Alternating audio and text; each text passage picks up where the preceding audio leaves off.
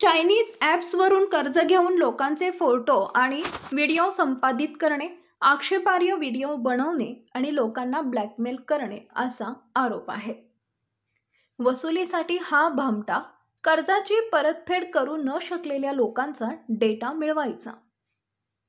आरोपी बनावट कॉल सेंटरद्वारे पीडितांना व्हॉट्सअपवर कॉल आणि मेसेज करून 10 पट रक्कम उकळत असे। पैसे न मिळाल्याने तो बनावट पद्धतीने आक्षेपार्ह फोटो आणि व्हिडिओ तयार करून नातेवाईकांना पाठवत असे।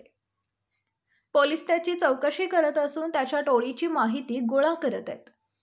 सेक्टर 63 पोलीस ठाण्याचे प्रभारी म्हणाले की आरोपी रजनीश जहा बिहार याला सेक्टर 62 राऊंड अबाउट मधून अटक करण्यात आली आहे। त्याच्यावर गँगस्टर कायदाही लावण्यात आलाय। अलीकडेच पोलीस ठाण्याने यावर 5,000 रुपयाचं बक्षीसही जाहीर केलं होतं। मिळालेल्या माहितीनुसार आरोपी दिल्लीत राहत होता। काही कामानिमित्त तो नोएडा इथं आला होता।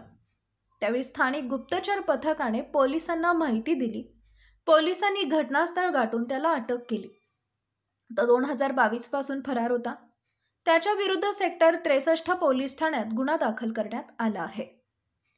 पोलिसांनी सांगितले की रजनीश त्याच्या साथीदारांसह फसवणूक करण्यासाठी कॉल सेंटर चालवत असे। याद्वारे तो चायनीज लोन ॲपद्वारे लोकांकडून कर्ज वसूल करत असे। ॲपवरून प्राप्त झालेल्या दैनंदिन माहितीनुसार तो पीडितांना त्यांच्या व्हॉट्सअप नंबरवर कॉल करून कर्जाच्या 1.5 पट रक्कम परत करण्यासाठी दबाव आणत असे। रक्कम भरू न शकलेल्या लोकांचे फोटो एडिट करून ते आक्षेपार्ह बनवायचे।